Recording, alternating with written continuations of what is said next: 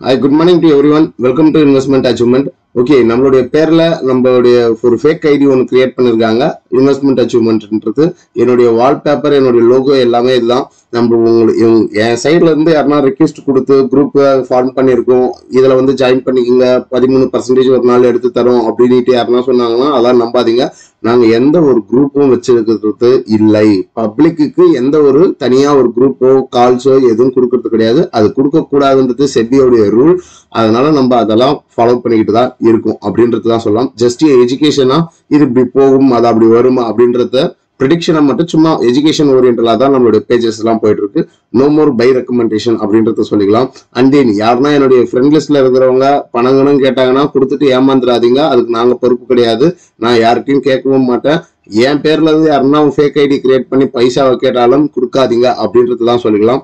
Okay, இன்னைக்கு என்ன அப்படின்னு பாத்தீங்கன்னா மார்க்கெட் சென்டிமெண்ட் ஓவரால் நேற்று வந்து நல்ல ஒரு கரெக்ஷன் வந்தது. அந்த கரெக்ஷன் வந்து எவ்வளவு தூரத்துக்கு வரத்துக்கு உண்டான வாய்ப்புகள் இருக்கு, கரடி குட்டிகள் எட்டி பார்க்குது அப்படின்றது தான் சொல்லலாம். இப்ப இந்த கரடி குட்டி வந்ததுன்னா என்ன பண்ணலாம், நம்மளுக்கு வந்து வாங்கறதுக்கு ஒரு வாய்ப்புகள் அப்படின்றது தான் சொல்லலாம். எப்பவுமே கரடி வந்துச்சுன்னா வந்து வெல்கம் பண்ண கத்துக்குங்க.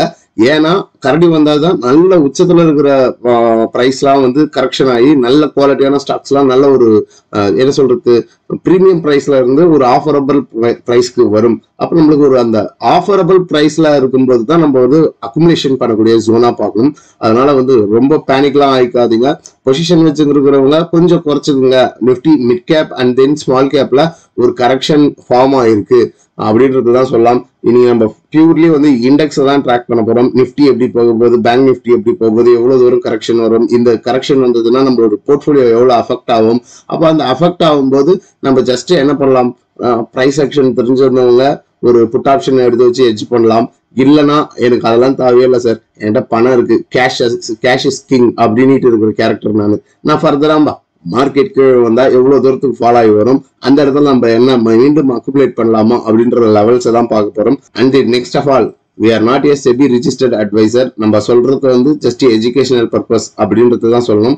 Facebook மற்றும் டெலகிராம் குரூப்ஸ் இருக்கு, டிஸ்கிரிப்ஷன்ல லிங்க் இருக்கு, ஜாயின் பண்ணிக்கோங்க அப்படின்லாம்.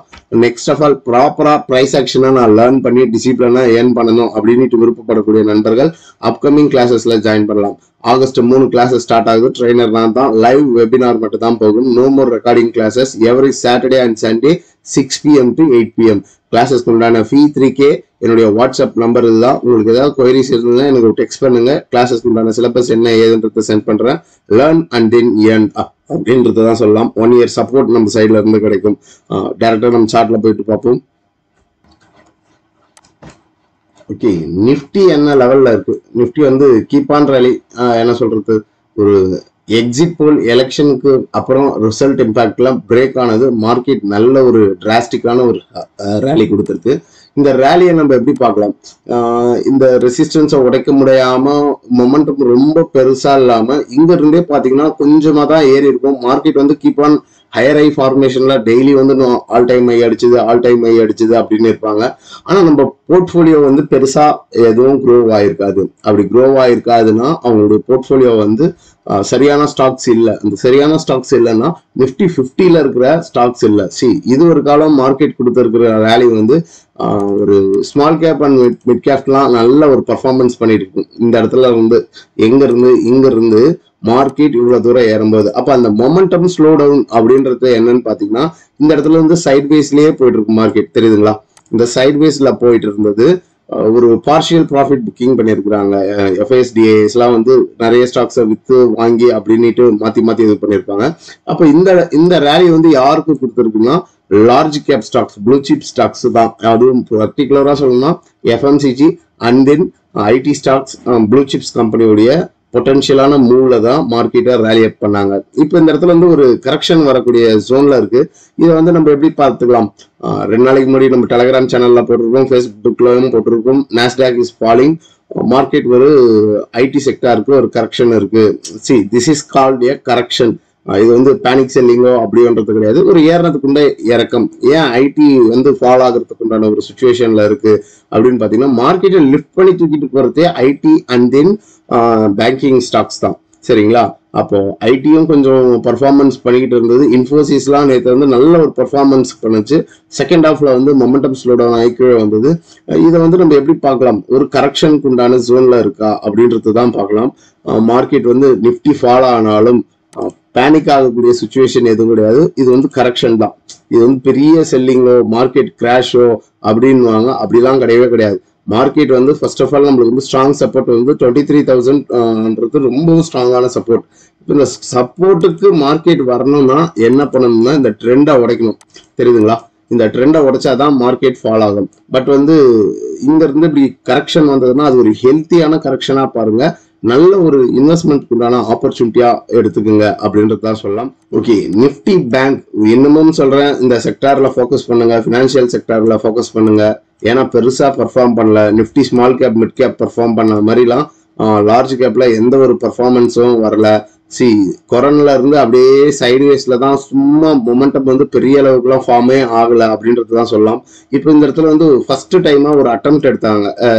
என்ன நடந்திருக்கு அப்படின்னு பாத்தீங்கன்னா, ஒரு கன்சால்டேஷனை பிரேக் பண்ணாங்க. அந்த கன்சால்டேஷனை எப்படி சொல்லலாம், இந்த ஜோனையே வந்து ஒரு கன்சால்டேஷன் ஆயிருக்கு, பிரேக் ஆயிருக்கு. இப்போ இந்த பிரேக் அவுட் ஆனதுக்கு மார்க்கெட் இங்க இருந்து ஃபால் ஆனாலும் பேங்க் நிஃப்டி வந்து ஒரு ஃபால், அதுக்கு ஃபால் வரணும்னா இந்த ரேஞ்சை உடைக்கணும். அந்த ரேஞ்ச் என்னன்னு பாத்தீங்கன்னா 51,900 அதை உடைச்சாதான், 51,900 உடைச்சாதான் ஃபர்தரா மார்க்கெட் ஒரு ரீடெஸ்டுக்கு உண்டான ஆப்பர்ச்சுனிட்டிக்கு இறங்கும், தெரியுதுங்களா?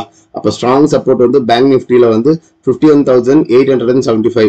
அந்த 51,900 வைங்க, 900க்கு கீழே ஸ்ட்ராங்கான ஒரு ஓப்பன் அண்ட் க்ளோஸ் கிடைக்கணும். எந்த ரேஞ்சுக்கு கீழேனா ஒரு எக்ஸாக்டான ஒரு ஜோனை சொல்றேன். இந்த ஆப்பர்ச்சுனிட்டி கிடைச்சதுன்னா யூ கேன் ஷார்ட் பண்ணி எட்ஜ் பண்ணி சம்பாதிக்கிறவங்க சம்பாதிக்கலாம். இப்போ எந்த ஜோன்ல இருக்கு, 51,800. இந்த 800க்கு கீழே ஸ்ட்ராங்கான ஒரு கேண்டில் வந்துட்டு ரிவர்சல் ஆகும். ரிவர்சல் ஆயிட்டு அங்க இருந்து ஒரு ஃபால் வரும். அந்த ஃபால் வந்து எவ்வளவு தூரத்துக்கு வரும்னா 49,726. அப்போ ஆல்மோஸ்ட் வந்து ஒரு ஷார்ட் பொசிஷன் போறோம் நம்ம.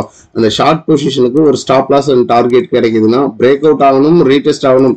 இதெல்லாம் கிடைச்சாதான் எட்ஜ் பண்ணணும். இல்லைன்னா கண்மூடித்தனமா போயிட்டு பேங்க் நிஃப்டிலாம் அடிச்சிங்கன்னா அது பாட்டுக்கிட்டு வேலையை காமிச்சிட்டு போயிடும். ஒரு 1000 புள்ளிகள் சரிவை கொடுப்பதற்கு இருக்கு. உடைக்கல, எந்த ஒரு என்ன சொல்றது, இதுக்குள்ள பாசிபிலிட்டி எதுவும் காட்டல. இன்கேஸ் ஏதாவது கிடைச்சதுன்னா இந்த ஆப்பர்ச்சுனிட்டியை யூஸ் பண்ணி எட்ஜ் பண்ணுங்க. பேங்கிங் ஸ்டாக்ஸ்ல வந்து அதிகமான பொசிஷன்ஸ் வச்சிருக்கிறவங்க அவங்க ஸ்டாக்ஸ்ல எதுனா ஒரு ஷார்ட் செல் பண்ணலாம். ஷார்ட் செல் பண்ணி அந்த விழுற இடத்துலயும் நம்ம சம்பாதிக்கக்கூடிய இடமா பார்த்துக்கலாம் அப்படின்றதுதான் சொல்லலாம். And then small cap and then mid cap வந்து நல்ல ஒரு வாலிடிட்டி கொடுக்கும். எப்பவுமே நம்ம சொல்லுவோம் மிட் அண்ட் ஸ்மால் கேப் வந்து வேக வேகமா ஏறுங்க, வேக வேகமா ஃபாலோ ஆகுங்க. அப்ப அந்த ஃபாலை வந்து நம்ம எப்படி புரிஞ்சுக்கலாம், முதல்ல வந்து மிட் கேப் ஸ்மால் கேப் என்ன ரேஞ்சில் இருக்குன்னு பாருங்க. ஸ்மால் கேப் நிஃப்டி ஸ்மால் கேப்போடைய ட்ரெண்ட் எப்படி போயிட்டு இருக்கு, அப்போ ஒரு ட்ரெண்டிங் மார்க்கெட்டை தான் போயிட்டு இருக்கு. சரி, நல்லா புரிஞ்சுக்கணும். அப்ப ட்ரெண்டிங் மார்க்கெட்னா என்னன்னா கிளீனா ஒரு ட்ரெண்டோட போகும். அதாவது மேல் நோக்கி போறதுக்கு ஒரு வேவ் காமிக்கும். ஸ்விங் 1, ஸ்விங் 2, ஸ்விங் 3, ஸ்விங் 4 நீட்டு. அந்த வேவ் அனலைசிஸ் எல்லாம் எப்படி நம்ம புரிஞ்சுக்கலாம், அந்த ஸ்விங்கை எப்படி எங்க இருந்து மார்க்கெட் மூவ் ஆக போகுது, என்ன ஆக போகுது அப்படின்றத எப்படி தெரிஞ்சுக்கலாம். அப்போ கிளீனா வந்து மார்க்கெட் சப்போர்ட் அண்ட் ரெசிஸ்டன்ஸ் நம்மளுக்கு ஒரு ரேஞ்ச் தெரியணும். அப்போ இந்த ரேஞ்சில் என்ன நடந்தது, மார்க்கெட் வந்து ஒரு ஹை, மறுபடியும் ஒரு சைட்வேஸ், மறுபடியும் ஒரு ஹை, மறுபடியும் ஒரு ஃபால், மறுபடியும் ஒரு ஹை, மறுபடியும் ஒரு ஃபால். அப்போ மார்க்கெட் எவ்வளவு உயருதோ அவ்வளவு தூரத்துக்கு ஒரு கரெக்ஷனை கொடுக்குது, தெரியுதுங்களா? அப்போ இங்க இருந்து மார்க்கெட் வந்து இவ்வளவு தூரம் போனதுக்கு ஒரு கரெக்ஷன், இது வந்து கரெக்ஷனா தான் பார்க்கணும். இந்த கரெக்ஷனை பார்த்துட்டு இந்த கரெக்ஷன்ல வாங்கினவங்களுக்கு அந்த ரேலியில நல்ல ஒரு ப்ராஃபிட் வந்திருக்கும். நீங்க இந்த இடத்துல இன்வெஸ்ட் பண்ணியிருந்தாலோ, இந்த இடத்துல இன்வெஸ்ட் பண்ணியிருந்தாலோ, இந்த இடத்துல இன்வெஸ்ட் பண்ணியிருந்தாலோ எந்த ஒரு பேனிக் ஆகக்கூடிய சுச்சுவேஷன் கிடையாது. ஆனா நம்ம இங்க தான் வாங்கியிருக்கிறோம்னா வெயிட் பண்ணி தான் பார்க்கணும். ஒன்னும் ஒரு உங்களுடைய பொசிஷனை வந்து குறைச்சிக்கலாம். நேற்று கூட நம்ம ஒரு ஆர்டிகல்ஸ் போட்டிருக்கோம், போர்ட்போலியோ எப்படி வச்சிருக்கணும், என்ன பண்ணணும்னுட்டு. நிறைய நண்பர்கள் வந்து புதுசா வந்தவங்க இந்த உச்சத்துல நல்ல பர்ஃபார்ம் பண்ணக்கூடிய ஸ்டாக்னுட்டு வாங்கியிருப்பாங்க. வாங்குங்க, தப்பே கிடையாது. ஆனா பேனிக் ஆகி வித்துறாதீங்க அப்படின்றதா சொல்லலாம். விழும்போது நம்ம என்ன பண்ணணும், பொசிஷன் பார்ஷியல் ஸ்டாப் லாஸ் அப்படின்றது ஒரு கான்செப்ட் இருக்கு. அந்த ஒரு 100 ஸ்டாக் வச்சிருக்கிறதா ஒரு 50 ஸ்டாக்கை வித்துட்டு கேஷை கன்வெர்ட் பண்ணி வச்சுக்கணும். ஏன்னா அந்த ஸ்டாக் ஃபர்தரா கீழே இறங்க போகுது. அப்போ கீழே இறங்கும்போது நம்ம என்ன பண்ணணும், கீழே வந்து வாங்கி ஆவரேஜ் பண்ணணும். ஒன்னும் என்கிட்ட வந்து கேஷ் இருக்கு அப்படின்றவங்க எந்த ஒரு பேனிக் ஆக வேண்டிய சுச்சுவேஷனும் கிடையாது. மார்க்கெட் ஏறினதுக்கு ஒரு கரெக்ஷன், அந்த கரெக்ஷன் வந்து எந்த ஜோன் ஒருக்கால வரலாம், அதுக்குண்டான சினாரியோஸ் என்ன அப்படின்றது பாத்தீங்கன்னா ஃபர்ஸ்ட் ஆஃப் ஆல் நம்மளுடைய எலெக்ஷனுக்கு அப்புறமேட்டு தான் மார்க்கெட் என்ன நடந்திருக்கு, நல்ல ஒரு மூவ் கொடுத்துட்டு போச்சு. எந்த இடத்துல இந்த எலெக்ஷனுடைய பேனிக் செல்லிங்களை ரிசல்ட்டுக்கு கீழே வந்துட்டு இங்க இருந்து இந்த ஐயை உடைச்சாங்க தெரியுதுங்களா. இந்த ஐயை உடைச்சு மார்க்கெட் மேல போனது ஒரு ட்ரிபிள் டாப் மாதிரி ஃபார்மேஷன் கொடுத்துருக்காங்க. இந்த ட்ரிபிள் டாப் ஃபார்மேஷனுக்கு ஒரு டயகனல் சப்போர்ட்டையும் பிரீச் பண்ணியிருக்கு. என்னை பொறுத்தவரைக்கும் மண்டே குரூஷியல் லெவலா வாட்ச் பண்ணுங்க. இந்த ரேஞ்சுக்கு கீழே ஏதாவது ஒரு செல்லிங் வந்ததுன்னா நிஃப்டி ஸ்மால் கேப்ல ஷார்ட் பொசிஷனை எடுக்கிறவங்க தாராளமா கான்சென்ட்ரேட் பண்ணலாம். வேகமா 8300 கீழே ஓப்பன் அண்ட் க்ளோஸ் கிடைச்சதுன்னா ஃபர்தரா மார்க்கெட் எவ்வளவு தூரம் கரெக்ஷன் ஆகும் அப்படின்னு பாத்தீங்கன்னா ஒரு நல்ல ஒரு பெரிய ஒரு ஃபால் சல்லுன்ட்டு வந்து விழும் ஒரு 10%. அதாவது ஒரு index mid cap small cap உடைய இண்டெக்ஸ் ஒரு 10% விழுதுன்னா நம்ம போர்ட்ஃபோலியோல தர்மடி விழுன்றத டிக்ளேர் பண்ணிக்கலாம். அதுக்கோசரம் தான் சொல்றது போர்ட்ஃபோலியோவை டைவர்சிஃபிகேஷன் பண்ணி வைங்க, குவாலிட்டியான ஸ்டாக்ஸ் செலக்ட் பண்ணி வைங்க. பல பேர் பண்றது வந்து வேகமா ஏறும், அந்த ஸ்பீடா ஏறணும் அப்படின்றதான் வாங்குறீங்க வேண்டி அந்த விழும்போது என்னுடைய போர்ட்ஃபோலியோ பெருசா அஃபெக்ட் ஆகக்கூடாதுன்ற மாதிரி பிளான் பண்ணி யாரும் செட் பண்ண மாட்டேங்கிறீங்க. பல பிகைனர்ஸும் இதுதான் பண்ணிட்டு இருக்கீங்க. அந்த தப்பை பண்ணாதீங்க. இதுக்கப்புறம் பொசிஷனை குறைச்சி கொஞ்சம் லார்ஜ் கேப்புக்கு டைவர்சிஃபிகேஷன் பண்ணி வச்சுக்கோங்க. And then mid cap